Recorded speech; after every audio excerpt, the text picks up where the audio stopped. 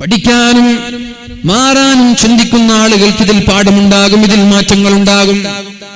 മഗ്‌രിബ് നിസ്കാരം കഴിഞ്ഞ് പുറത്തേക്ക് പോകേണ്ട ഒരു ആവശ്യം നമ്മുടെ മുമ്പിലില്ല. ഒരൽപ്പ സമയമാണ് മഗ്‌രിബിന്റെയും ഇശാഇന്റെയും മുമ്പിൽ നമ്മുടെ ഇടയിലുള്ളത്, അല്ലെ? ഒരൽപ്പ സമയമല്ലേ, മാക്സിമം പോയ 1 മണിക്കൂർ, അല്ലെ? ആ സമയത്ത് ഓതേണ്ട ചില ദിക്റുകളെ, ചെല്ലേണ്ട ചില ദിക്റുകളെ അല്ലാഹുവിന്റെ ഹബീബ് സല്ലല്ലാഹു അലൈഹി വസല്ലം പഠിപ്പിച്ചിട്ടുണ്ട്. അത് ഓതി കഴിയുമ്പോഴേക്കും ഇശാഇന്റെ ബാങ്ക് വിളിക്കും, ഇശാ നിസ്കരിക്കാം. പിന്നെ നബി തങ്ങളുടെ പാത പിന്നെ ഞാൻ പറഞ്ഞു തരാം. മഗ്‌രിബ് നിസ്കാരം കഴിഞ്ഞാൽ സൂറത്തുൽ ഹശ്റിന്റെ അവസാനത്തെ 3 ആയത്ത് ഓതാൻ നബി തങ്ങൾ പഠിപ്പിച്ചു, അല്ലേ? ബിസ്മില്ലാഹിർ റഹ്മാനിർ റഹീം 4 ആയത്താണെന്നും ആലിമീങ്ങൾ പറയാറുണ്ട്. ലൗ അൻസൽനാ ഹാദൽ ഖുർആന അലാ ജബലിൻ ലറഅയ്തഹു ഖാശിഅൻ മുതസദ്ദിഅൻ മിൻ ഖശിയത്തില്ലാഹ്. അറിയുന്നുണ്ടെങ്കിൽ ഉറക്കെ ഓതി ഒന്ന്. വതിൽകൽ അംസാലു നദ്രിബുഹാ للناس لعلهم يتفكرون هو الله الذي لا إله إلا هو عالم الغيب والشهادة هو الرحمن الرحيم هو الله الذي لا إله إلا هو الملك القدوس السلام المؤمن المهيمن العزيز الجبار المتكبر سبحان الله عما يشركون هو الله الخالق البارئ المصور له الأسماء الحسنى يسبح له ما في السماوات والأرض وهو العزيز الحكيم. ഇത് സ്ഥിരമായിട്ട് ചെല്ലുന്ന ആളൊന്ന് കൈപൊക്കെ മഗ്‌രിബിന്റെ ശേഷം. അൽഹംദുലില്ലാഹ് കുറച്ച് ആളുണ്ട്. ഇത് ചൊല്ലിയാൽ 70,000 മലക്കുകളാണ് സുബഹി വരെ നിങ്ങൾക്ക് പാപമോചനം തേടുന്നത് എന്ന് പരിശുദ്ധ റസൂലുള്ളാഹ്. മഗ്‌രിബിന്റെ ശേഷം ഇതൊരാൾ ചൊല്ലിയാൽ അഊദു ബില്ലാഹി സമീഉൽ അലീമി മിനശ് ശൈത്വാനിർ റജീം. നിങ്ങൾ ചെറുപ്പക്കാരെ വിചാരിക്കുന്നുണ്ട് ഇത് ഞമ്മക്കൊന്നുമല്ല എന്ന് തോന്നുന്നുണ്ടോ? ഇത് വയസ്സന്മാർക്കായിരിക്കും. ഇതിലിപ്പോ എനിക്കത് ചെല്ലാൻ വയസ്സൊന്നും ആയിട്ടില്ലല്ലോ, എനിക്ക് 25 വയസ്സല്ലേ ആയിട്ടുള്ളൂ, അത് ഞാൻ പഠിക്കണമെന്നില്ലല്ലോ, അങ്ങനെ തോന്നുന്നുണ്ടോ? നിങ്ങളാ ചെല്ലേണ്ടത്. വയസ്സന്മാർ ചെല്ലിയില്ലെങ്കിലും കുഴപ്പമില്ല, നിങ്ങളാ ഇത് ചെല്ലേണ്ടത്. നിങ്ങളെല്ലാവരും ഇത് പഠിക്കണം. മൊബൈലില്ലേ സൂറത്തുൽ ഹശ്റിന്റെ അവസാനത്തെ പേജ്, അതൊന്ന് സ്ക്രീൻഷോട്ട് എടുത്തിട്ട് ഗാലറിയിൽ വെച്ച് മഗ്‌രിബ് നിസ്കാരം കഴിഞ്ഞാൽ 3 തവണ അഊദു ബില്ലാഹി സമീഉൽ അലീം മിനശ് ശൈത്വാനിർ റജീം أعوذ بالله السميع العليم من الشيطان الرجيم 3 തവണ. بسم الله الرحمن الرحيم സൂറത്തുൽ ഹശ്റിന്റെ 3 ആയത്ത് അല്ലെങ്കിൽ 4 ആയത്ത് ഓതിയാൽ 70,000 മലക്കുകൾ 70,000 മലക്കുകൾ. ഹദീസിലുള്ളത് 3 ആയത്താണ് എന്നാണ്. പക്ഷേ ആലിമീങ്ങളൊക്കെ പരമ്പരാഗതമായി ചെയ്തു വരുന്നത് 4 ആയത്താണ്. ഇത് ചെയ്താൽ 70,000 മലക്കുകൾ സുബഹി നിസ്കാരം വരെ നിങ്ങൾക്ക് വേണ്ടി അല്ലാഹുവിനോട് ദുആ ചെയ്യുമെന്ന് പരിശുദ്ധ റസൂലുള്ളാഹ്. ഹദീസ് വളരെ സ്വഹീഹാൻ. എന്താ ദുആ ചെയ്യുന്നത്? പടച്ചോനെ അയാൾക്ക് പുറത്തു കൊടുക്കു റബ്ബേ, അയാൾക്ക് മാപ്പ് കൊടുക്കു റബ്ബേ. മലക്കുകൾ ദുആ ചെയ്താൽ അല്ലാഹു ആ ദുആയിനെ തട്ടിക്കളയുമെന്ന് നിങ്ങൾക്ക് തോന്നുന്നുണ്ടോ? ഇത് ചെല്ലണം. 1. ഇനി സുബഹിക്ക് മുമ്പ് ഇത് ചൊല്ലിയ ഒരാൾ മരിച്ചുപോയാൽ അയാൾ രക്തസാക്ഷിയായിട്ടാണ് മരിക്കുന്നത് എന്നും ഹദീസുകളിൽ അല്ലാഹുവിന്റെ ഹബീബ് കൂട്ടിച്ചേർത്തിയിട്ടുണ്ട്. അല്ലാഹു ചെല്ലാൻ തൗഫീക്ക് നൽകട്ടെ. മഗ്‌രിബ് നിസ്കാരം കഴിഞ്ഞ് 2 റക്അത്ത് സുന്നത്ത് നിസ്കാരം കഴിഞ്ഞാൽ ഇത് ചൊല്ലാം. അത് കഴിഞ്ഞാലോ മറ്റൊരു ദിക്റുണ്ട് അല്ലാഹുവിന്റെ ഹബീബ് പഠിപ്പിച്ചത്. അല്ലാഹുമ്മ അൻത റബ്ബി ലാ ഇലാഹ ഇല്ലാ അൻത خلقتني أنا عبدك وأنا على عهدك ووعدك ما استطعت أعوذ بك من شر ما صنعت أبوء لك بنعمتك علي وأبوء لك بذنبي فاغفر لي فإنه لا يغفر الذنوب إلا أنت. ഇതാണ് സയ്യിദുൽ ഇസ്തിഗ്ഫാർ. തൗബയുടെ നേതാവ് ഇതാണ്. ഇത് പഠിക്കണം. അർത്ഥം ആലോചിച്ചത് ചൊല്ലിയാൽ മൂഖിനം ബിഹാ, ആത്മാർത്ഥമായി അർത്ഥമാലോചിച്ചത് ഒരാൾ ചൊല്ലി സുബഹിക്ക് മുമ്പ് അയാൾ മരിച്ചുപോയാൽ ദഖലൽ ജന്ന, അയാൾ സ്വർഗത്തിലാണ് എന്ന് പരിശുദ്ധ റസൂലുള്ളാഹ്. ചൊല്ലിക്കൂടെ? ഇതൊക്കെ നമ്മൾക്കുള്ള ഓഫറല്ലേ? അല്ലാഹുമ്മ അൻത റബ്ബി, അല്ലാഹുവേ നീയാണ് എൻ്റെ റബ്ബ്. ലാ ഇലാഹ ഇല്ലാ അൻത, നീയല്ലാതെ മറ്റൊരു ദൈവമില്ല റബ്ബേ. ഖലഖതനി അന അബ്ദുക വ അന അലാ അഹദിക വ വഅദിക മസ്തതഅതു, നീയാണ് എന്നെ സൃഷ്ടിച്ചത്, ഞാൻ നിന്റെ അടിമയാണ്, എന്റെ കഴിവിന്റെ പരമാവധി നീ പറഞ്ഞത് കേൾക്കാൻ ഞാൻ തയ്യാറാണ്. വ അഊദു ബിക മിൻ ശദ്ദി മാ സനഅതു, അല്ലാഹുവേ ഞാൻ ചെയ്ത എല്ലാ പാപങ്ങളിൽ നിന്നും കാവൽ തേടുകയാണ്. അല്ലാഹുവേ എന്റെ ആരോഗ്യം നീ തന്നതാണ്, എന്റെ സൗന്ദര്യം നീ തന്നതാണ്, എന്റെ സമ്പാദ്യം നീ തന്നതാണ്, എന്റെ വീട് നീ തന്നതാണ്, എന്റെ വാഹനം നീ തന്നതാണ്, എനിക്ക് സ്വന്തമായിട്ടൊന്നുമില്ല, എല്ലാം നീ തന്നതാണ് റബ്ബേ.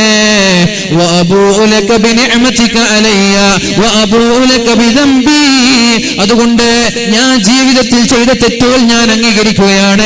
കള്ള് കുടിച്ചിട്ടില്ല എന്ന് ഞാൻ പറയുന്നില്ല, വ്യഭിചരിച്ചിട്ടില്ല എന്ന് ഞാൻ പറയുന്നില്ല, പ്രണയിച്ചിട്ടില്ല എന്ന് ഞാൻ പറയുന്നില്ല, കഞ്ചാവ് അടിച്ചിട്ടില്ല എന്ന് ഞാൻ പറയുന്നില്ല, മറ്റുള്ളവരെ ആക്രമിച്ചിട്ടില്ല എന്ന് ഞാൻ പറയുന്നില്ല. ഞാൻ ജീവിതത്തിൽ ചെയ്ത എല്ലാ തെറ്റുകളും ഞാൻ അംഗീകരിക്കുകയാണ് റബ്ബേ. അതുകൊണ്ട് നീ എനിക്ക് പുറത്തു താ അല്ലാഹ്. ഇത് ചൊല്ലി ഒരാൾ സുബഹിക്ക് മുമ്പേ മരിച്ചുപോയാൽ ദഖലൽ ജന്ന, അയാൾ സ്വർഗത്തിലാണ് എന്ന് പരിശുദ്ധ റസൂലുള്ളാഹ് ഇത് ചൊല്ലി സല്ലല്ലാഹു അലൈഹി വസല്ലം.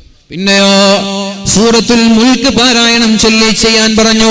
ഹിയൽ മാനിഅ, ഖബറിന്റെ അദാബ് വരാതെ തടയുന്ന വസ്തുവാണ്. അദാബ് വരുമ്പോൾ വരല്ലേ വരല്ലേ എന്ന് പറഞ്ഞ് തടയുമത്രേ ഈ സൂറത്ത്. ശിക്ഷിക്കാൻ വേണ്ടി മുൻകർ നക്കീറിൽ നിന്ന് അല്ലാഹുവിന്റെ മാലാക്കമാര് വന്നാൽ ഈ സൂറത്ത് അവരെ തടയുമെന്നാണ് പരിശുദ്ധ റസൂലുള്ളാഹ്. ഹിയൽ മുൻജിയ, ഖബറിന്റെ അദാബിൽ നിന്ന് രക്ഷപ്പെടുത്തുമെന്നാണ് പറഞ്ഞത്. ഈ സൂറത്ത് രക്ഷപ്പെടുത്തുമെന്നാണ് പറഞ്ഞത്. പള്ളിയിലിരുന്നിട്ട് തബാറകല്ലദീ ബിയദിഹിൽ മുൽക് വഹുവ അലാ കുല്ലി ഷൈഇൻ ഖദീർ അല്ലദീ ഖലഖൽ മൗത വൽ ഹയാ. പരിശുദ്ധമായ സൂറത്തുൽ മുൽക്ക് പാരായണം ചെയ്യാം ഇൻഷാ അല്ലാഹ്. ഖബറിൽ പേടിക്കാനില്ല. പിന്നെ നബി തങ്ങൾ പഠിപ്പിച്ചു സൂറത്തുൽ വാഖിയ പാരായണം ചെയ്യണം. ലം തുസിബുഹു ഫാഖ, വീട്ടിൽ ദാരിദ്ര്യം ഉണ്ടാവൂല, കുടുംബത്തിൽ ദാരിദ്ര്യം ഉണ്ടാവൂല. മുൽക്ക് കഴിഞ്ഞാൽ വാഖിയ ഓതാം, അത് കഴിഞ്ഞാൽ ഒരു 100 ഇസ്തിഗ്ഫാർ ചൊല്ലാം. 100 ഇസ്തിഗ്ഫാർ നിങ്ങളിൽ തൂബാ ലിമൻ വജദ ഫീ സ്വഹീഫതിഹി ഇസ്തിഗ്ഫാറൻ കസീറാ. മഹദിയായ ആയിഷ ബീവി റളിയല്ലാഹു അൻഹ പറഞ്ഞതാണ്, ഒരാളുടെ ഏടിൽ നന്മ എഴുതി വെക്കുന്ന ഏടിൽ ഇസ്തിഗ്ഫാർ കൂടുതൽ കണ്ടാൽ അയാൾക്ക് നാളെ പേടിക്കാനില്ല എന്ന് മഹദിയായ ആയിഷ ബീവി റളിയല്ലാഹു അൻഹ. അതുകൊണ്ട് വാഖിയ കഴിഞ്ഞാൽ ഒരു 100 ഇസ്തിഗ്ഫാർ ചൊല്ലാം. ഇസ്തഗ്ഫിറൂ റബ്ബക്കും ഇന്നഹു കാന ഗഫാറാ യുർസിലിസ് സമാഅ അലൈക്കും മിദ്റാറാ. നിങ്ങൾ ഇസ്തിഗ്ഫാർ ചൊല്ലുക. ഇസ്തിഗ്ഫാർ ചൊല്ലിയാൽ നിങ്ങൾക്കെല്ലാം ഞാൻ പുറത്തു തരും. യുർസിലിസ് സമാഅ അലൈക്കും മിദ്റാറാ, നിങ്ങൾക്ക് കോരിച്ചൊരിയുന്ന മഴ തരും.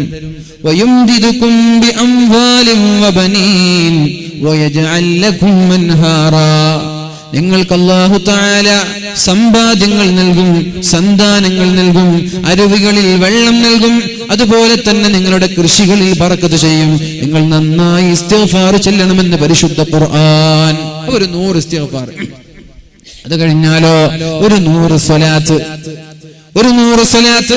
അപ്പോഴേക്കും നമ്മുടെ മുഅദ്ദിൻ ബാങ്ക് വിളിക്കും. അപ്പൊ സമയം ടൈം പാസ് ആയില്ലേ? ടൈം പാസ് ആയില്ലേ? നിങ്ങൾ ടൈം പാസ് ആവാത്ത പ്രശ്നമുള്ള പള്ളിയിൽ ഇരിക്കുമ്പോ ഇത് നിങ്ങൾ ഓതി കഴിയുമ്പോഴേക്കും പള്ളിയിൽ നിന്ന് ബാങ്ക് വിളിക്കും. അപ്പൊ ഇശാ നിസ്കരിച്ചു. ഇശാ നിസ്കാരം കഴിഞ്ഞാൽ സുന്നത്ത് നിസ്കരിക്കുന്നത് അല്ലാഹുവിന്റെ ഹബീബ് വീട്ടിൽ പോയിട്ടായിരുന്നു. ഇനി ഇത് കഴിയുന്നവർ ഇത് ചെയ്യണം. ഇത് കഴിയാത്ത ആളുകളാണെങ്കിൽ വീട്ടിലേക്ക് പോകണം, ക്ലബിലേക്കല്ല. മഗ്രിബ് നിസ്കാരം കഴിഞ്ഞാൽ ക്ലബിലേക്കല്ല പോകേണ്ടത് വീട്ടിലേക്കാണ്. അങ്ങാടികളിലേക്കല്ല പോവേണ്ടത് വീട്ടിലേക്കാണ്. എന്നിട്ട് വീട്ടിൽ നിന്ന് ഉമ്മയുടെ കൂടെ ജ്യേഷ്ഠാനുജന്മാരുടെ കൂടെ ഒന്നിച്ചിരുന്ന് ഖുർആൻ ഓതണം. ഈ പറഞ്ഞതെല്ലാം വീട്ടിൽ വെച്ച് ഓതിയേക്ക്. അത് കഴിഞ്ഞാൽ നേരെ ഇശാഇന്റെ സമയമാകുമ്പോൾ പള്ളിയിലേക്ക് വരണം. ഇത് പകർത്താനാണ് ഞാൻ പറയുന്നത്, വെറുതെ പറഞ്ഞു പോയിട്ട് കാര്യമില്ല. എത്ര വാലുകൾ ഇങ്ങനെ കഴിഞ്ഞു പോയി എന്റെ ചെറുപ്പക്കാരെ, എത്ര വാല് കഴിഞ്ഞു പോയി. നാളെ നരകത്തിലേക്ക് കൂട്ടം കൂട്ടമായി വലിച്ചെറിയുമ്പോ മലക്കുകൾ ചോദിക്കുന്നത് ഖസനതുഹാ അലം യഅതികും നദീർ സഅലഹും ഖസനതുഹാ അലം യഅതികും നദീർ. നരകത്തിന്റെ കാവൽക്കാരനായ മഹാനായ മാലിക് അലൈഹിസ്സലാം ചോദിക്കുന്നത്, നിങ്ങൾക്ക് മുന്നറിയിപ്പ് നൽകാൻ ആളുകൾ വന്നിട്ടില്ലേ? വഅദ് പറഞ്ഞു തരാൻ ആളുകൾ വന്നിട്ടില്ലേ? കാര്യങ്ങൾ പഠിപ്പിച്ചു തരാൻ ആളുകൾ വന്നിട്ടില്ലേ? ഖാലൂ ബലാ ഖാലൂ ബലാ, അതേ വന്നിട്ടുണ്ട്. ഫകദ്ദബ്നാ, അവർ പറഞ്ഞത് കേൾക്കാൻ ഞങ്ങൾ തയ്യാറായില്ല. വഖാലൂ ലൗ കുന്നാ നസ്മഉ ഔ നഅഖിലു മാ കുന്നാ ഫീ അസ്ഹാബിസ് സഈർ, അവർ പറഞ്ഞിരുന്നത് ഞങ്ങൾ കേട്ടിരുന്നെങ്കിൽ ഇന്ന് ഞങ്ങൾ നരകത്തിൽ കിടക്കുമായിരുന്നില്ല. ക്ലബിലേക്ക് പോകല്ല എന്ന് പറഞ്ഞപ്പോ എന്തോ ഒരു ആത്മഹത്യ ചെയ്യാൻ പറഞ്ഞതുപോലെയാണ് നമ്മുടെ ചെറുപ്പക്കാർക്ക് ഫീൽ ചെയ്തത്. സീരിയൽ കാണല്ലേ എന്ന് പറഞ്ഞപ്പോ നമ്മുടെ ചെറുപ്പക്കാരികൾക്ക് എന്തോ കൊല്ലുന്ന അനുഭവമാണ് ഫീൽ ചെയ്തത്. ഞങ്ങളത് കേട്ടില്ല മാലിക്കേ, ഞങ്ങളത് കേട്ടിരുന്നെങ്കിൽ ലൗ കുന്നാ നസ്മഉ ഔ നഅഖിലു മാ കുന്നാ ഫീ അസ്ഹാബിസ് സഈർ, ഇന്ന് ഈ നരകത്തിന്റെ ഭയാനകമായ കുഴിയിലേക്ക് വീഴേണ്ട ദയനീയമായ അവസ്ഥ ഞങ്ങൾക്കുണ്ടാവൂല എന്ന് നരകത്തിലേക്കാക്കുന്ന മലക്കുകളോട് നരകാവകാശികൾ പറയുമെന്ന് പരിശുദ്ധ സൂറത്തു തബാറകയിലെ സൂറത്തുൽ മുൽക്കിലെ ആയത്തുകൾ പഠിപ്പിക്കുകയാണ്.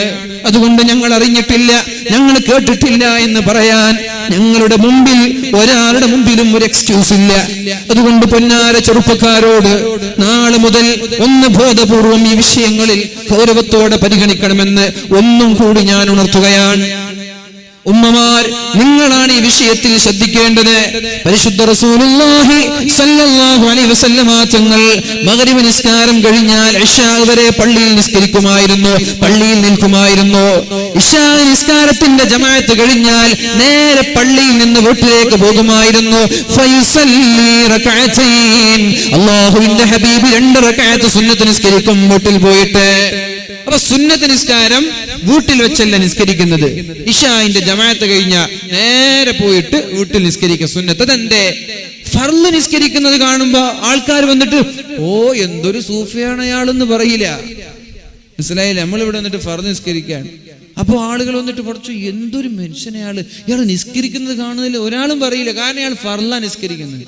അതിനു പകരം രാത്രി തഹജ്ജുദ് നിസ്കരിക്കാൻ വേണ്ടി വളരെ നേരത്തെ എണീറ്റ് പള്ളിയിൽ വന്നിട്ട് നിസ്കരിക്കുന്ന വിവരം അറിഞ്ഞാല് മാഷാ അല്ലാഹ് അയാൾ ഭയങ്കര സംഭവം കേട്ടോ, അയാള് തഹജ്ജുദൊക്കെ നിസ്കരിക്കുന്നുണ്ട് കേട്ടോ, അങ്ങനെ പറയും. അതുകൊണ്ട് സുന്നത്ത് നിങ്ങൾ ആളുകൾ കാണുന്ന രീതിയിൽ നിസ്കരിക്കണ്ട, അത് വീട്ടിൽ വെച്ച് നിസ്കരിക്കുക. ഫർളോ അത് പരസ്യമായിട്ട് നിസ്കരിച്ചോളൂ. പരിശുദ്ധ റസൂലുള്ളാഹി സ്വല്ലല്ലാഹു അലൈഹി വസല്ലം ഇശാ നിസ്കാരം കഴിഞ്ഞാൽ നേരെ വീട്ടിലേക്ക് പോയി 2 റകഅത്ത് സുന്നത്ത് നിസ്കരിക്കുമായിരുന്നു. ഇനി കേൾക്കണം എന്റെ ചെറുപ്പക്കാർ, പിന്നെ എന്താണ് നബി തങ്ങൾ ചെയ്തിരുന്നത്? പിന്നെ ഭാര്യമാരെ വിളിച്ചിട്ട് അവരോട് തമാശകൾ പറയുമായിരുന്നു, അവരോട് കഥകൾ പറയും, അവരുമായി കുശലാന്വേഷണങ്ങൾ നടത്തും, അവരുമായി ഒരുപാട് സമയം പ്രണയവാക്കുകൾ, സ്നേഹത്തിന്റെ വാക്കുകൾ, സമാധാനത്തിന്റെ വാക്കുകൾ, ഒരുപാട് സമയം അവരുമായി അല്ലാഹുവിന്റെ ഹബീബായ റസൂലുള്ളാഹി സ്വല്ലല്ലാഹു അലൈഹി വസല്ലമ തങ്ങൾ സംസാരിച്ചിരിക്കുമായിരുന്നു. എന്നാൽ ഇന്ന് നമ്മുടെ ചെറുപ്പക്കാർ ഇശാ നിസ്കാരം കഴിഞ്ഞാലാണ് അങ്ങാടിയിലേക്ക് പോകുന്നത്. ഫാസ്റ്റ് ഫുഡ് അടിക്കാൻ, ഭക്ഷണം കഴിക്കാൻ, ജ്യൂസ് കഴിക്കാൻ, അതുപോലെ ക്ലബിൽ ഇരുന്നിട്ട് ക്യാരംസ് ചുട്ടാൻ, അതുപോലെ വെറുതെ ഒരാവശ്യമില്ലാതെ സംസാരിച്ചിരിക്കാൻ വേണ്ടി നമ്മുടെ ചെറുപ്പക്കാർ ഇശാ നിസ്കാരം കഴിഞ്ഞാൽ പോവുകയാണ്. പരിശുദ്ധ ദീൻ കർശനമായി നിരോധിച്ച വിഷയമാണത്.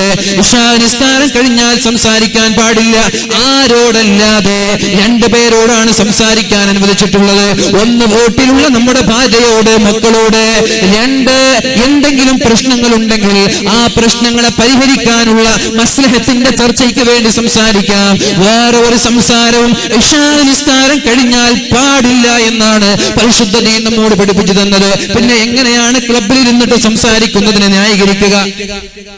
കല്യാണം കഴിഞ്ഞ ചെറുപ്പക്കാരെ, കല്യാണം കഴിഞ്ഞിട്ട് ഇശാ നിസ്കാരം കഴിഞ്ഞിട്ട് ചങ്ങാതിമാരുടെ കൂടെ കറങ്ങി നടക്കാൻ നിൽക്കരുത്. വീട്ടിൽ വന്നിട്ട് നിങ്ങളുടെ ഭാര്യയുടെ കൂടെ സമയം ചെലവഴിക്കേണ്ട സമയമാണത്. ഭാര്യയുടെ കൂടെ തമാശ പറയേണ്ട സമയമാണത്. രാവിലെ മുതൽ വൈകുന്നേരം വരെ വല്ല ബിസിനസ്സും ജോലിയും കാരണം നീ തിരക്കിലായിരിക്കും. ആ നിനക്ക് അല്ലാഹു തആല രാത്രിയെ തന്നത് ആശ്വാസമായിട്ടാണ്. നിനക്ക് ഒരുപാട് ചങ്ങാതിമാരുണ്ട്, ഒരുപാട് കമ്പനികളുണ്ട്, ഒരുപാട് കൂട്ടുകാരുണ്ട്. ഞാൻ ചോദിക്കട്ടെ, നിന്നെ വിശ്വസിച്ച് നിങ്ങളുടെ മകളെ ഞാൻ സ്വീകരിച്ചു എന്ന് പറയുമ്പോ നിങ്ങളുടെ കൈയും പിടിച്ച് വിശ്വാസത്തോടെ നിങ്ങളുടെ വീട്ടിൽ നിന്നിറങ്ങി വന്ന മക്കളെ, വീട്ടിൽ നിന്നിറങ്ങി വന്ന ഭാര്യയെ നിങ്ങളുടെ വീട്ടിൽ 4 ചുവരുകൾക്കകത്തളങ്ങളിൽ ഏകയാക്കി ഒറ്റയ്ക്കാക്കി ഏകാന്തയാക്കി ഇരുത്തിയിട്ട് ചങ്ങാതിമാരുടെ കറങ്ങാൻ പോകുന്നത് എങ്ങനെയാണ് ചെറുപ്പക്കാരെ പരിശുദ്ധ ദീൻ വെച്ച് നിങ്ങൾക്ക് ന്യായീകരിക്കാൻ കഴിയുന്നത്? നിങ്ങൾക്ക് കുറെ ചങ്ങായിമാരുണ്ട്, തമാശ പറയാനും കൂട്ടുകൂടാനും സംസാരിക്കാനും. നിങ്ങളുടെ ഭാര്യമാരുടെ അവസ്ഥ എന്താ? അവര് പുറത്തിറങ്ങി നടക്കുന്ന ആളല്ല, അവര് വീടിന്റെ 4 ചുവരുകൾക്ക് അകത്തളങ്ങളിലാണ്. വാ, ഇശാ നിസ്കാരം കഴിഞ്ഞിട്ട് വീട്ടിലേക്ക് പുറത്തുപോയി നടക്കല്ല. പൂവാണെങ്കിൽ ഭാര്യയും കൂട്ടിട്ട് പോ. എന്താ നമ്മുടെ ഒക്കെ നാട്ടിന്റെ കഥ? കല്യാണം കഴിഞ്ഞവരാണ് ഏറ്റവും ലാസ്റ്റ് വരുന്നത്. കാരണം എന്താ? വീട്ടിൽ വന്ന വടച്ചോനെ ഈ പെണ്ണിന്റെ കേൾക്കണ്ടേ അല്ലേ, എന്തൊക്കെയായിരിക്കും കേൾക്കാനുണ്ടാവുക. അതുകൊണ്ട് പെണ്ണ് ഉറങ്ങിയ ശേഷം പോവാം, എല്ലാം അറിയാതെ പോയിട്ട് ഇപ്പുറത്ത് കിടന്നുറങ്ങാൻ. നല്ല ബന്ധാണ്. ഇങ്ങനെ ആയിരുന്നോ തുടക്കത്തിലും? ഇങ്ങനെ തന്നെ ആയിരുന്നോ? ആദ്യം കല്യാണം കഴിച്ച് കൊണ്ടുവരുമ്പോഴും ഇങ്ങനെ തന്നെ ആയിരുന്നോ? എന്തേ ആവേശം ഇപ്പോഴില്ലാതെ പോയത്? ഇതിന് കാരണമുണ്ട്, വെറുതെയല്ല.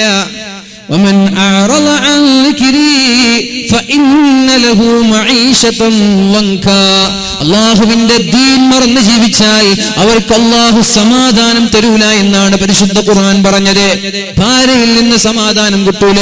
ഇനി സമാധാനം കിട്ടിയാലും കിട്ടിയില്ലേലും നിങ്ങൾ ഇശാ നിസ്കാരം കഴിഞ്ഞാൽ, കല്യാണം കഴിഞ്ഞവരാണെങ്കിൽ നേരെ വീട്ടിലേക്ക് വന്നിട്ട് ഭാര്യമാരോട് കുശലം പറയാനുള്ള സമയമാണ് എന്നാണ് അല്ലാഹുവിന്റെ ഹബീബ് ജീവിതത്തിൽ നിന്ന് നമ്മൾക്ക് പഠിപ്പിച്ചു തന്നത്. ഞങ്ങൾ കല്യാണം കഴിയാത്ത ബാച്ചിലേഴ്സ് നമുക്ക് കറങ്ങാലോ. ആരാ പറഞ്ഞത്? കല്യാണം കഴിയാത്ത ആളുകളെ വീട്ടിലേക്ക് കൊണ്ടുവരൻ ആ വീട്ടിലെ രക്ഷിതാവിന്റെ കടമയാണ്, ആ വീട്ടിലെ ഉപ്പയുടെ കടമയാണ്. നിങ്ങളുടെ വീട്ടിൽ നിങ്ങളുടെ മക്കൾ താമസിക്കുന്ന കാലത്തോളം ഇശാ നിസ്കാരം കഴിഞ്ഞാൽ 1.5 മണിക്കൂറിനകത്തളങ്ങളിൽ വീട്ടിലേക്ക് കയറി വന്നില്ലെങ്കിൽ എന്റെ വീട്ടിലേക്ക് കയറരുത് എന്ന് പറയാനുള്ള ചങ്കൂറ്റം എന്റെ ഉപ്പമാരെ നിങ്ങൾക്കുണ്ടാവണം. നിങ്ങളുടെ മകൾ, നിങ്ങളുടെ മക്കൾ നിങ്ങളുടെ വീട്ടിൽ താമസിച്ച് നിങ്ങളുടെ ഭക്ഷണം കഴിച്ചിട്ട് നിങ്ങളുടെ വീട്ടിൽ അന്തി ഉറങ്ങുമ്പോ നിങ്ങൾ പറയുന്നത് കേൾക്കാൻ തയ്യാറാകുന്നില്ലെങ്കിൽ പിന്നെ എന്തിനാണ് ആ മക്കൾക്ക് വീട് കൊടുക്കുന്നത്? എന്തിനാണ് ആ മക്കൾ നമ്മൾക്ക് തയ്യാറാകണം? ഇത് നിങ്ങൾ 21 വയസ്സാകുമ്പോൾ പറഞ്ഞിട്ടൊന്നും കാര്യമില്ല. ഇതൊക്കെ ചെറുപ്പത്തിലേ ശീലിപ്പിച്ച് വരണം. കഴിഞ്ഞത് കഴിഞ്ഞു, ഇനിയുള്ള കാലം നമുക്ക് നേരെ നോക്കാം. അള്ളാഹു തൗഫീഖ് ചെയ്യട്ടെ. 21 വയസ്സായ ചെറുപ്പക്കാരനെ വിളിച്ചിട്ട് ഇങ്ങോട്ട് ഓടാം, നാളെ മുതൽ നീ എങ്ങാനും വൈകിയ മണ്ടക്ക് മേടെന്ന് പറഞ്ഞാൽ ഉപ്പാന്റെ മണ്ടക്ക് വേണ്ടിയിട്ട് ഓടുവൻ. മനസ്സിലായില്ലേ? അത് 21ാമത്തെ വയസ്സിലല്ല പറയേണ്ടത്, അത് 7 വയസ്സ് മുതൽ തുടങ്ങണത്. മനസ്സിലായ?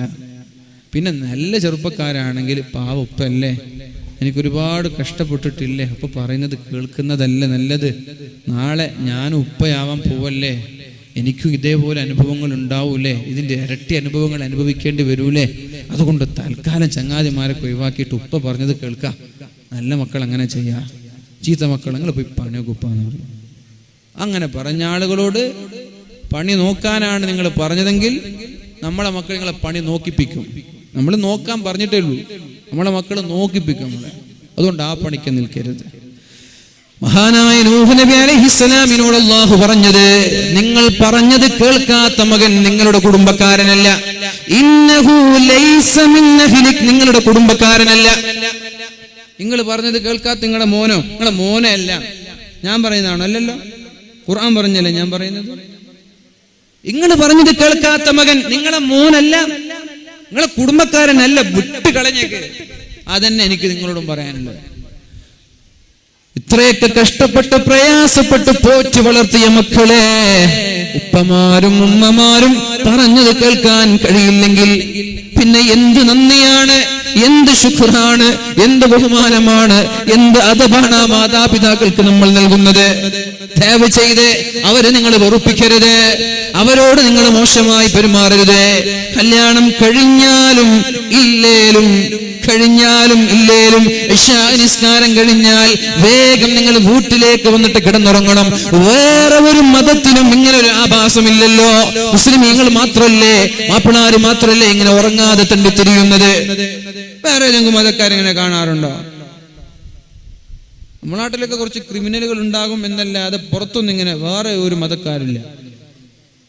വേറെ ഒരു മതക്കാരിങ്ങനെ ഉറങ്ങാൻ നടക്കാറില്ല. അവരൊക്കെ വേഗം ഒരു 9 മണിയായി കിടന്നുറങ്ങി. നമുക്ക് 12 മണിയായിട്ടും 4 മണിയായിട്ട് ഉറക്കില്ല. എന്നിട്ട് സുബൈ കഴിഞ്ഞാൽ ഒരു ഉറക്ക് തുടങ്ങും, കൂർക്കം വലിച്ചിട്ട് ഉച്ച വരെ കിടന്നുറങ്ങും. ഇതെല്ലാം തടിക്ക് കേടാണ്. ഇതൊക്കെ വേഗം നിങ്ങളുടെ ശരീരത്തെ നശിപ്പിച്ചു കളയും. രാത്രിയുടെ ഉറക്കിന് പകരം നിങ്ങൾ രാവിലെ 12 മണിക്കൂർ കിടന്നുറങ്ങിയാലും ആവൂല. പിന്നെ ഹോസ്പിറ്റലിൽ പോയിട്ട് രോഗിയാണെന്ന് പറഞ്ഞിട്ട് കാര്യമില്ല. ഉറങ്ങേണ്ട സമയത്ത് ഉറങ്ങും. എന്താ നിങ്ങൾക്ക് പ്രശ്നം? ഉറക്കം വരുന്നില്ലേ? ആദ്യ 2-3 ദിവസമൊക്കെ പ്രയാസം ഉണ്ടാകും, പിന്നെ അത് ശീലമായിട്ട് വരും. അതുകൊണ്ട് മനസ്സറിഞ്ഞ് ചിന്തിച്ചുകൊണ്ട് എന്റെ ചെറുപ്പക്കാർ, അള്ളാഹുവിന്റെ ഹബീബിനോട് സ്നേഹമുണ്ടെങ്കിൽ ഈ വിഷയം നാളെ തന്നെ വളരെ ഗൗരവത്തോടെടുത്ത് ഒരു 9 മണിയാകുമ്പോഴേക്കും എല്ലാവരും വീട്ടിലേക്ക് ചേക്കേറണം. നബിതങ്ങള് യുസാമിറുഹും വയുലാതിഫുഹും വയതഹദ്ദസു മഅഹും വയസ്തമിഉ ലിഹദീസിഹിം. ഇശാ നിസ്കാരം കഴിഞ്ഞ് വീട്ടിലേക്ക് പോയി ഭാര്യമാർക്ക് വേണ്ടി 2 മണിക്കൂറുകളോളം ചെലവഴിക്കുമായിരുന്നു. അവരോട് തമാശ പറയുമായിരുന്നു, അവരുടെ തമാശകൾ കേൾക്കുമായിരുന്നു, അവർക്ക് പറയാനുള്ള പരാതികൾ കേൾക്കുമായിരുന്നു. കാരണം ഞങ്ങൾ പുറത്തിറങ്ങിയാൽ ഒരുപാട് ആളുകളെ നമ്മൾ കാണും. അവരോട് സലാം പറഞ്ഞാൽ, അവരോട് മിണ്ടിയാൽ, അവരോട് കഥ പറഞ്ഞാൽ നമ്മുടെ വിഷമങ്ങൾ മാറിയേക്കാം. എന്നാൽ വീട്ടിൽ ഏകയായി ആരാരുമില്ലാത്ത ഈ പെൺകുട്ടികൾ ആരോടാണ് വിഷമം പറയുന്നത്? ഇവരാരോടാ വിഷമം പറയാൻ? നമ്മളോടല്ലാതെ. അത് നമ്മളോട് പറയാൻ നമ്മൾ കിട്ടണ്ടേ? അപ്പോഴാണ് പുറത്തുള്ള ആളോട് പരാതി പറയാൻ തുടങ്ങുന്നത്, അപ്പോഴാണ് അവിഹിത ബന്ധം തുടങ്ങുന്നത്. അതുകൊണ്ട് അവർക്ക് സമാധാനത്തോടെ വിഷമങ്ങൾ പറയാനുണ്ടാകും, അത് നമ്മൾ കേട്ടുകൊടുക്കണം. നബി തങ്ങളെ കുറിച്ച് പറഞ്ഞത് അവരുടെ കുറുമ്പുകൾ കേൾക്കാൻ, അവരുടെ കുശുമ്പുകൾ കേൾക്കാൻ, അവരുടെ പരാതികൾ കേൾക്കാൻ അള്ളാഹുവിന്റെ ഹബീബ് തയ്യാറാകുമായിരുന്നു എന്നാണ് മഹാന്മാരായ സ്വഹാബാക്കൾ പഠിപ്പിക്കുന്നത്. മഹാനായ ഇബ്നു അബ്ബാസ് റളിയല്ലാഹു അൻഹു പറയുന്നുണ്ട്, ഞാനൊരു ദിവസം എന്റെ അമ്മായിയായ മൈമൂന റളിയല്ലാഹു അൻഹയുടെ വീട്ടിൽ താമസിച്ചപ്പോ, ഞാൻ ചെറിയ കുട്ടിയാണ്. അന്ന് അള്ളാഹുവിന്റെ ഹബീബ് ഇശാ നിസ്കാരം കഴിഞ്ഞ ഉടനെ നേരെ വീട്ടിലേക്ക് വന്നിട്ട് എന്റെ അമ്മായിയോട് തമാശ പറയുന്നത്, എന്റെ അമ്മായിയോട് കളിച്ചു ചിരിക്കുന്നത്, എന്റെ അമ്മായിയുമായി ഒരുപാട് സമയം മിണ്ടിയിരിക്കുന്നത്, സംസാരിച്ചിരിക്കുന്നത് ഞാൻ കണ്ടു എന്ന് മഹാനായ ഇബ്നു അബ്ബാസ് റളിയല്ലാഹു അൻഹു. ഇശാ നിസ്കാരം കഴിഞ്ഞാൽ പിന്നെ ഭാര്യയുടെ മക്കളുടെ കൂടെ ചെലവഴിക്കാനുള്ള സമയമാണ്. രാവിലെ നിങ്ങൾക്ക് ജോലിയല്ലേ, രാവിലെ നിങ്ങൾക്ക് തിരക്കല്ലേ, രാവിലെ വരെ വൈകുന്നേരം വരെ ജോലി, പിന്നെ ഒന്ന് കുളിച്ച് ഫ്രഷായി പള്ളിയിൽ പോയി മഗ്‌രിബ് കഴിഞ്ഞു ഇശാ കഴിഞ്ഞ് വന്നിട്ട് ഒന്ന് ഫാമിലി ആയിട്ടൊരു മീറ്റിംഗ്. അതിനിടയിൽ ഭക്ഷണമൊക്കെ നടന്നു. ഒരു 10-10:30 മണിയാകുമ്പോഴേക്കും ഇൻഷാ അല്ലാഹ് നമ്മൾ കുറക്കത്തിലേക്ക് നീങ്ങണം. ഒരു 10:30 മണിയാകുമ്പോഴേക്കും നമ്മൾ കുറക്കത്തിലേക്ക് നീങ്ങണം. അല്ലാഹു തൗഫീഖ് നൽകട്ടെ. ഒരിക്കൽ അല്ലാഹുവിന്റെ ഹബീബായ റസൂലുള്ളാഹി സ്വല്ലല്ലാഹു അലൈഹി വസല്ലം ചെവി തുറന്നു കേൾക്കണം എന്റെ കല്യാണം കഴിഞ്ഞ ഭർത്താക്കന്മാർ. നബിതങ്ങൾ ആയിഷ ബീവി റളിയല്ലാഹു അൻഹയുടെ വീട്ടിലാണ് അന്ന് കിടന്നുറങ്ങുന്നത്. ഉറങ്ങാൻ കിടക്കുമ്പോൾ ഒരുപാട് സമയം ആയിഷ ബീവിയോട് സംസാരിച്ചിരുന്നു. എന്നിട്ട് ആയിഷ ബീവി റളിയല്ലാഹു അൻഹയുടെ കൂടെ കിടന്നുറങ്ങാൻ വേണ്ടി 2 പേരും ബെഡിലേക്ക് കടന്നു പോവുകയാണ്. അപ്പൊ നബി തങ്ങൾ ചോദിച്ചു, ആയിഷ ഇന്ന് ഞാൻ നിസ്കരിച്ചോട്ടെ, കളിക്കാൻ പോയിക്കോട്ടെ എന്നല്ല. അവിടെ ഫെഡ് ലൈറ്റ് നടക്കുന്നുണ്ട്, ഇന്ന് കാണാൻ പോയിക്കോട്ടെ അല്ല. അല്ലെങ്കിൽ ഞാൻ ഇന്ന് ഹോട്ടലിൽ പോയിട്ട് ഭക്ഷണം കഴിച്ചോട്ടെ അല്ല, ഞാൻ ഇന്ന് നിസ്കരിച്ചോട്ടെ. ആയിഷ പറഞ്ഞു, നബിയേ, നിങ്ങൾ എന്റെ കൂടെ എന്റെ ബെഡിൽ എന്റെ പുതപ്പിൽ ഒന്നിച്ച് കിടന്നുറങ്ങണമെന്നാണ് എന്റെ ആഗ്രഹം. അങ്ങനെയാണ്. നിങ്ങൾ വിചാരിക്കേണ്ട കുറെ തസ്ബീഹ് ചൊല്ലിയ സ്വർഗം കിട്ടുമെന്നൊന്നും വിചാരിക്കണ്ട. ഭാര്യയുടെ കൂടെ കിടന്നുറങ്ങുന്നതിനും കൂലിയുണ്ട്. ഭാര്യമാരുടെ കൂടെ സമയം ചെലവഴിക്കുന്നതിനും പ്രതിഫലമുണ്ട്. അതൊക്കെ അള്ളാഹുവിന്റെ മാർഗത്തിൽ പ്രതിഫലം ലഭിക്കുന്ന കാര്യമാണ്. ഭാര്യമാരുടെ ഹക്ക് വീട്ടിക്കൊടുക്കാതെ നിങ്ങൾ എത്ര സുജൂദിൽ കിടന്നാലും അള്ളാഹുവിന് ആ സുജൂദിന്റെ ആവശ്യമേ ഇല്ല. അള്ളാഹ്ക്ക് വേണ്ട മുഅ്മിനീങ്ങൾ, അങ്ങനെ ഒരു സുജൂദ് വേണ്ട.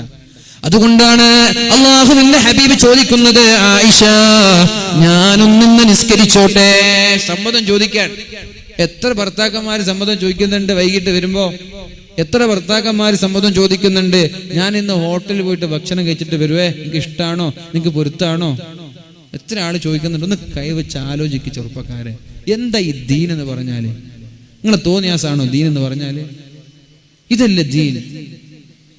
ഏതെങ്കിലും ഒരാളൊന്ന് വൈകി വരുമ്പോഴെങ്കിലും ഭാര്യയോട് പറയോ, ഞാൻ കുറച്ച് വൈകിട്ടോ, നിങ്ങൾക്ക് വിഷമമുണ്ടോ, ഞാൻ ഇന്ന് ഭക്ഷണം കഴിക്കോട്ടെ, എന്റെ ചങ്ങാതിമാർ ചെറിയൊരു പാർട്ടി ഉണ്ട്, ഞാൻ ഇന്ന് ഭക്ഷണം കഴിക്കും, വിഷമൊന്നും ഇല്ലല്ലോ? ഇല്ല എന്ന് പറഞ്ഞാൽ ഉണ്ടെന്ന് പറഞ്ഞാൽ കഴിക്കാതെ ഭാര്യയോട് കൂടെ വന്നിട്ട് കഴിക്കണം. ഇതൊക്കെ പാലിക്കുന്നില്ലെങ്കിൽ പിന്നെ എന്തിനാ കല്യാണം കഴിക്കുന്നത്? നിങ്ങളെ വിശ്വസിച്ചിട്ടല്ലേ നമ്മളെ ഭാര്യമാർ നമ്മുടെ കൂടെ വരുന്നത്? പരിശുദ്ധ റസൂലുള്ളാഹി സ്വല്ലല്ലാഹു അലൈഹി വസല്ലം ആയിഷയോട് ചോദിക്കുകയാണ്, ആയിഷ, ഇന്ന് ഞാൻ നിസ്കരിച്ചോട്ടെ? ആയിഷ ബീവി പറഞ്ഞു, നബിയേ, നിങ്ങൾ എന്റെ കൂടെ കിടന്ന് കെട്ടിപ്പിടിച്ച് കിടന്നുറങ്ങാനാണ് എന്റെ ആഗ്രഹം. പക്ഷേ നിങ്ങൾക്ക് നിസ്കരിക്കാൻ ഇന്ന് ആഗ്രഹമുണ്ടെങ്കിൽ ഞാൻ എതിര് നിൽക്കുന്നില്ല.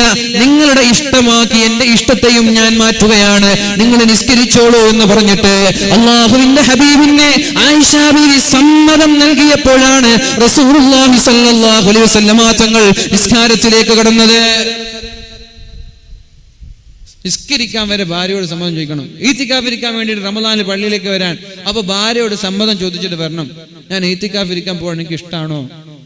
ഇഷ്ടമുണ്ടെങ്കിൽ വന്നാൽ മതി, അല്ലെങ്കിൽ വരണ്ട. അതന്നെയാണ് ദീന്. എന്നിട്ട് രണ്ടുപേരും ഭക്ഷണം കഴിച്ചു, കുശലാന്വേഷണങ്ങൾ കഴിഞ്ഞു, സംസാരം കഴിഞ്ഞു. രണ്ടുപേരും കിടന്നുറങ്ങുകയാണ്. ഒരു 10-10:30 മണിയാകുമ്പോഴേക്കും ഉറങ്ങുന്ന സമയത്ത് ഇദാ അതൈത മൽജഅക ഫതവല്ലഉ ലിസ്സലാ, നീ നിന്റെ ബെഡ്റൂമിലേക്ക് കടന്നു വരുമ്പോ നീ നിർബന്ധമായിട്ടും വുളൂ ചെയ്തിട്ട് കടന്നു വരണമെന്നാണ് പരിശുദ്ധ റസൂലുള്ളാഹി സുന്നത്താണിത്. നീ നിസ്കാരത്തിലേക്ക് കടന്നു വരുമ്പോ എങ്ങനെയാണോ വുളൂ ചെയ്യുന്നത് അതേപോലെ വുളൂ ചെയ്തിട്ടാണ് ബെഡ്റൂമിലേക്ക് ഭാര്യയും ഭർത്താവും വരേണ്ടത്. പല്ല് തേച്ചിട്ട് വരണം, പല്ല് തേക്കാതെ റൂമിലേക്ക് വരരുത്. നബി തങ്ങൾ തന്റെ തലയണയുടെ താഴെ വെച്ചിരുന്ന അറാക്ക് കൊണ്ട് അവസാനമായി ബെഡിൽ കയറിയാൽ പല്ല് തേക്കുമായിരുന്നു. എന്നിട്ട് അതേ തലയണയുടെ താഴെ വെച്ചിട്ട് രാവിലെ എണീറ്റാൽ ഉടനെ ആ തലയണയുടെ അടിയിൽ നിന്ന് അറാക്കെടുത്തിട്ട് നബി തങ്ങൾ പല്ല് തേച്ചിട്ട് ആയിഷയോട് പറയുമായിരുന്നു, ആയിഷ, ഭാര്യമാരോട് പറയുമായിരുന്നു, ഭാര്യമാരെ ഇത് കൊണ്ടുപോയി കഴുകിയേക്ക്. എന്നാൽ ഭാര്യമാർ അതുകൊണ്ട് കഴുകാതെ അതേ ബ്രഷ് കൊണ്ട് അതേ അറാക്ക് കൊണ്ട് അവരുടെ പല്ല് തേച്ചു എന്നാണ് അള്ളാഹുവിന്റെ ഹബീബിന്റെ കുടുംബ ജീവിതത്തിൽ നിന്ന് നമ്മൾക്ക് പഠിക്കാനുള്ളത്. എന്നാൽ ഇന്നത്തെ നമ്മുടെ ദാമ്പത്യ ജീവിതത്തിൽ കഴുകാതെയല്ല, കഴുകിയ ബ്രഷ് കൊണ്ടെങ്കിലും നമ്മൾ പരസ്പരം പല്ല് തേക്കാറുണ്ടോ? കഴുകാത്തത് പോട്ടെ, കഴുകിയത് കൊണ്ട് വല്ലേക്കാറുണ്ടോ? ഒട്ടകാലത്തിന് ആ ഓർക്കലിങ്ങനെ ആടി ആടി പോയിട്ട് ഒരു ബ്രഷ് എടുത്തു, ഒരു പേസ്റ്റ് ഇട്ടു, പല്ല് തേക്കാൻ നോക്കുമ്പോ കളർ മാറി. യാ അല്ലാഹ്, ഇത് ഭാര്യയുടെ ബ്രഷാണല്ലോ, ബോധം കെട്ട് വീണു. ഇതല്ല നമ്മളെ അവസ്ഥ അല്ലേ? സ്നേഹം അള്ളാഹുവിന്റെ ഹബീബ് പഠിപ്പിക്കുകയാണ് എങ്ങനെ സ്നേഹം കാട്ടണമെന്ന്, എങ്ങനെയാണ് ഭാര്യമാരോട് പെരുമാറേണ്ടത്. മഹദിമാരായ ആയിഷ ബീവി റളിയല്ലാഹു അൻഹ കഴുകാതെ അതേ ബ്രഷ് കൊണ്ട് പല്ല് തേക്കുമായിരുന്നു. എന്നിട്ടാണ് കഴുകിയിരുന്നത്. പരിശുദ്ധ റസൂലുള്ളാഹി സ്വല്ലല്ലാഹു അലൈഹി വസല്ലം തങ്ങളുടെ രീതിയാണ് ഉറങ്ങാൻ വരുമ്പോൾ പല്ല് തേക്കുക, വുളൂ ചെയ്യുക എന്നുള്ളത്. എന്നിട്ട് ബെഡ്റൂമിലേക്ക് കയറി രണ്ടുപേരും അവരവരുടെ വിരിപ്പിലേക്ക് കയറിയാൽ പറയണം ബിസ്മിക റബ്ബി വളഅതു ജംബി വബിക അർഫഉഹു ഇൻ അംസക്ത നഫ്സി ഫഗ്ഫിർ ലഹാ وإن أرسلتها فاحفظها كما تحفظ به عبادك الصالحين. ഇതൊരാള് ചൊല്ലി ആ ഉറക്കത്തിൽ മരിച്ചു പോയാൽ നല്ല 1.5 മരണമാണ് എന്ന് പരിശുദ്ധ റസൂലുള്ളാഹ്. ഇത് ചൊല്ലിയിട്ട് ഒരാൾക്ക് ആ ഉറക്കത്തിൽ മരിച്ചു പോയാൽ രക്ഷപ്പെട്ടു അയാള്. ബക്കറ്റ് ഉണ്ടോ ഇവിടെ? ഓയ് ഉണ്ടാ ബക്കറ്റിന്റെ വേഗം കൊടുത്തോളി. ഉറക്കം വന്നാൽ പിന്നെ നോട്ടൊക്കെ മാറിപ്പോ 2000 ഇവിടെ നിന്ന് 20 രൂപ ഇടും. അങ്ങനെ വേഗം ഇപ്പം കൊടുത്തോളി. ഇപ്പൊ ചിലപ്പോൾ 20ന്റെ 2000 ഇട്ടേക്കാം അല്ലേ? അല്ല ഉറക്കം വരുമ്പോൾ കൊണ്ടുവരുന്ന നല്ലത്. 20 രൂപയെന്ന് വിചാരിച്ചിട്ട് നല്ല 2000 എടുത്ത് ഇട്ടാലോ. ഏതായാലും ഇപ്പന്നെ കൊടുത്തോളി. ഉറക്കം വന്നാലും വന്നില്ലേലും അള്ളാഹു തൗഫീഖ് ചെയ്യട്ടെ. മുസാഫത്തുണ്ടോ? ബക്കറ്റില്ലേ? അതിപ്പോ വേണ്ട. ഇപ്പൊ അതിൻ്റെ മുസാഫത്തൊന്നും വേണ്ട. അപ്പോ ഉറങ്ങാൻ കിടക്കുമ്പോ നമ്മൾ പറയണം ബിസ്മിക റബ്ബി, അല്ലാഹുവേ നിന്റെ നാമം കൊണ്ട് ഞാൻ ഉറങ്ങുകയാണ്. വബിക അർഫഉഹു, ഞാൻ നിന്റെ നാമം കൊണ്ട് തന്നെയാണ് നാളെ ഉണരുന്നതും. ഇന്നംസക്ത നഫ്സി ഫഗ്ഫിർ ലഹാ, ഉറക്കം എന്ന് പറയുന്നത് മരണത്തിന്റെ ഒരു ഭാഗമാണ്. എന്താണോ മരണം അത് തന്നെയാണ് ഉറക്കം. മരണം എന്ന് പറഞ്ഞാൽ എന്താ? നമ്മുടെ റൂഹ് ഇസ്രായേൽ കൊണ്ടുപോവാ. ഉറക്കം എന്ന് പറഞ്ഞാൽ എന്താ? കണ്ണ് ചിമ്മലോടുകൂടി റൂഹ് കൊണ്ടുപോയി ആകാശത്തേക്ക്. റൂഹ് റബ്ബിന്റെ അടുത്താണ്. മരണം തന്നെയാണ്. പിന്നെയോ ആ റൂഹ് കൊണ്ടുപോയി അള്ളാഹുവിനോട് പറയാണ്, അള്ളാഹുവേ ഇന്നംസക്ത നഫ്സി ഫഗ്ഫിർ ലഹാ, എന്റെ ആത്മാവിനെ തിരിച്ചേക്കാതെ നീ എവിടെ തന്നെ വെക്കുകയാണെങ്കിൽ, എന്റെ ആത്മാവിനെ തിരിച്ചേക്കാതെ നീ അവിടെ തന്നെ പിടിച്ചു വെക്കുകയാണെങ്കിൽ, അഥവാ ഈ ഉറക്കത്തിൽ കിടന്ന് ഞാൻ മരിച്ചുപോയാൽ എന്റെ എല്ലാ പാപങ്ങളും നീ പൊറുത്തു താ അല്ലാഹ്. ഇനി ഞാൻ നാളെ ജീവിക്കുമോ എന്നറിയില്ല, അതുകൊണ്ട് എന്റെ എല്ലാ പാപങ്ങളും നീ പൊറുത്തു താ അല്ലാഹ്. ഇനി നീ എന്നെ മരിപ്പിക്കുന്നില്ല, എന്റെ ആത്മാവിനെ തിരിച്ചു കൊണ്ടുവരികയാണ്.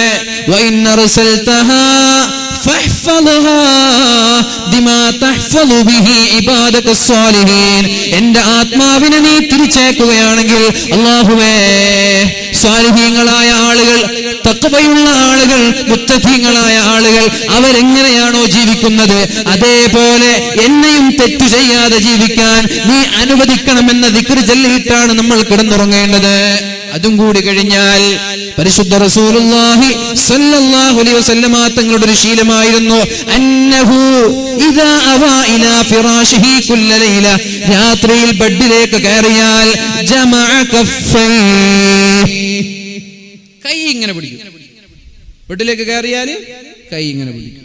എന്നിട്ടോ ثم نفث فيهما, പിന്നെ ആ കൈകളിലേക്ക് അല്ലാഹുവിന്റെ ഹബീബ് ഊതുമായിരുന്നു. ഫഖറഅ ഫീഹിമാ, ആ കൈകളിൽ അല്ലാഹുവിന്റെ ഹബീബ് സൂറത്തുൽ ഇഖ്ലാസ് ഓതി ഊതുമായിരുന്നു. സൂറത്തുൽ മുഅവ്വിദതൈൻ ഓതി ഊതുമായിരുന്നു. എന്നിട്ട് ആ കൈകൾ കൊണ്ട് നേരെ തലയിൽ വെക്കും, തല തടവും, പിന്നെ മുഖത്ത് വെക്കും, മുഖം തടവും, പിന്നെ ശരീരമാസകലം അല്ലാഹുവിന്റെ ഹബീബ് തടവും, പിന്നെയും കൈ ഇങ്ങനെ പിടിക്കും. എന്നിട്ട് കൈകളിലേക്ക് ഓതി തല തടവും, മുഖം തടവും, പിന്നെയും ശരീരമാസകലം തടവും, പിന്നെയും അതേ കൈ പിടിച്ചിട്ട് തല തടവും, മുഖം തടവും, ശരീരമാസകലം തടവും. ഇത് നിങ്ങൾക്കുള്ള പ്രതിരോധ കുത്തിവെപ്പാണ്. ഇത് നിങ്ങൾക്ക് രോഗം വരാതിരിക്കാനുള്ള ഇഞ്ചക്ഷനാണ്. ഇത് നിങ്ങൾക്ക് രോഗം വരാതിരിക്കാനുള്ള മരുന്നാണ്. രോഗം വന്നിട്ട് മരുന്ന് കുടിച്ച് ആ രോഗത്തിന് ശമനം വരുന്നതിനേക്കാളും നല്ലത് രോഗം വരാതെ നമ്മുടെ ശരീരത്തെ നമ്മൾക്ക് നിയന്ത്രിക്കണം. അതിനുള്ള മരുന്നാണിത്. ഇന്ന് മുതൽ കിടന്നുറങ്ങുന്നതിന് മുമ്പ് കൈ ഇങ്ങനെ പിടിച്ച് ഖുൽ ഹുവല്ലാഹു അഹദ് ഓതി, ഖുൽ അഊദു ബിറബ്ബിൽ ഫലഖ് ഓതി, ഖുൽ അഊദു ബിറബ്ബിൻ നാസ് ഓതി, കൈകളിലേക്ക് ഓതി തലയും മുഖവും എവിടെയൊക്കെയാണോ ഈ കൈകൾ എത്തുന്നത് അവിടെയൊക്കെ തടവിയാൽ അയാൾക്ക് മാരകമായ അസുഖങ്ങൾ വരില്ല എന്ന് പരിശുദ്ധ റസൂലുള്ളാഹ് സല്ലല്ലാഹു അലൈഹി വസല്ലം. നിങ്ങൾക്ക് വിശ്വാസമുണ്ടോ? ഇല്ലേ? വിശ്വാസമുണ്ടോ? എന്നെ വിട്, ഞാൻ പറഞ്ഞ നിങ്ങൾ വിശ്വസിക്കുന്നു എന്നല്ല ചോദിച്ചത്. നബി തങ്ങളിൽ വിശ്വാസം ഉണ്ടോ? ഉണ്ടോ? വമാ യൻതിഖു അനിൽ ഹവാ ഇൻ ഹുവ ഇല്ലാ വഹ്യു യൂഹാ. നബി തങ്ങൾ അല്ലാഹുവിന്റെ ഹബീബ് അല്ലാഹു പറഞ്ഞതല്ലാതെ വേറെ ഒന്നും പറഞ്ഞിട്ടേ ഇല്ല. സ്വന്തമായിട്ടൊരു വാക്ക് പോലും അല്ലാഹുവിന്റെ ഹബീബ് പറഞ്ഞിട്ടില്ല.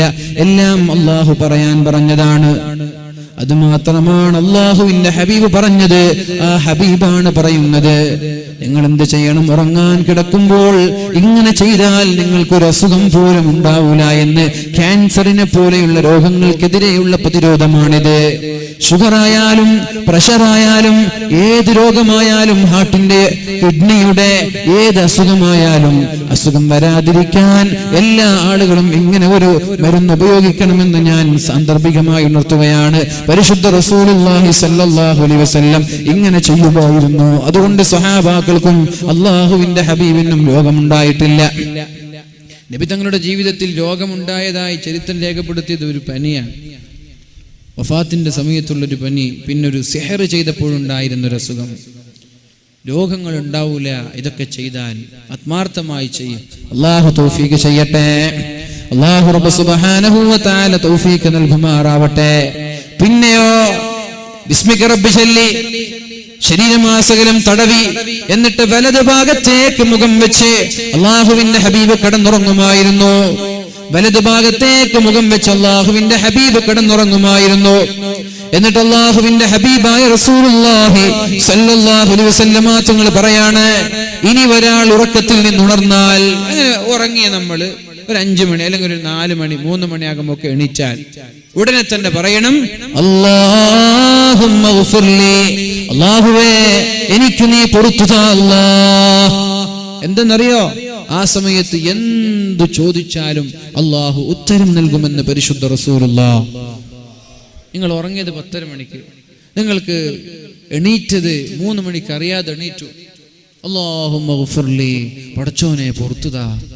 പിന്നെ നിങ്ങൾ ഉറങ്ങി, പിന്നെ ഒരു 4 മണിയാകും എണീറ്റു. അല്ലാഹുമ്മ ഗ്ഫിർലി, അല്ലാഹുവേ എനിക്ക് പൊറുത്തുതാ അല്ലാഹ്. നബി തങ്ങൾ പറഞ്ഞത്, ആ സമയത്ത് ആര് എന്ത് ദുആ ചെയ്താലും അല്ലാഹു ആ ദുആയിന് ഉത്തരം നൽകുമെന്ന് പരിശുദ്ധ റസൂലുള്ളാഹ്. ഫഇൻ തവല്ല, ഉറക്കത്തിൽ നിന്നുണർന്ന് വുളൂ ചെയ്യാൻ പോയി, വസല്ലാ 2 റക്അത്ത് നിസ്കരിച്ചു, എന്നാൽ അവന്റെ നിസ്കാരത്തെ അല്ലാഹു സ്വീകരിക്കുമെന്ന് പരിശുദ്ധ റസൂലുള്ളാഹ്. നബി തങ്ങൾ പഠിപ്പിക്കുന്നുണ്ട്, ഇന്ന ഫിൽ ലൈലി സഅ, രാത്രിയിൽ ഒരു സമയമുണ്ട്, ലാ യുവാഫിഖുഹാ റജുലുൻ മുസ്ലിം, മുസ്ലിമായ ഒരാളും ആ സമയത്ത് യസ്അലുല്ലാഹ ഖൈറൻ മിൻ അംരി ദുനിയ വൽ ആഖിറ, ദുനിയാവിന്റെയോ ആഖിറത്തിന്റെയോ ഏതെങ്കിലും ഒരു കാര്യം ആ രാത്രിയിൽ ഒരാൾ ചോദിച്ചാൽ ഇല്ലാ അഅതാ, അല്ലാഹു അയാൾക്കത് നൽകുക തന്നെ ചെയ്യുമെന്ന് ലോകത്തിന്റെ മുത്ത് റസൂലുള്ളാഹ്. രാത്രിയിൽ ഒരു സമയമുണ്ട്, ആ സമയവും നിങ്ങളുടെ ദുആവും യോജിച്ചാൽ നിങ്ങൾ ദുആ ചെയ്യുകയാണ്, അല്ലാഹുവേ എനിക്ക് നല്ലൊരു മനോഹരമായ വീട് വേണം. ആ സമയവുമായി യോജിച്ചു വന്നാൽ നിങ്ങൾക്കറിയാതെ നല്ലൊരു വീട് അല്ലാഹു തരും. പ്രയാസം ഉണ്ടാവൂല. ഇതെങ്ങനെ ഞാൻ കിട്ടിയെന്ന് എനിക്കറിയില്ല, ഞാൻ കുറ്റിയടിക്കുമ്പോൾ 5000 രൂപ പോലും ഉണ്ടായിട്ടില്ല, ഇത് എങ്ങനെ പൂർത്തിയായെന്ന് എനിക്കറിയില്ല. ആരാ തന്നത്? അല്ലാഹുവാണ്.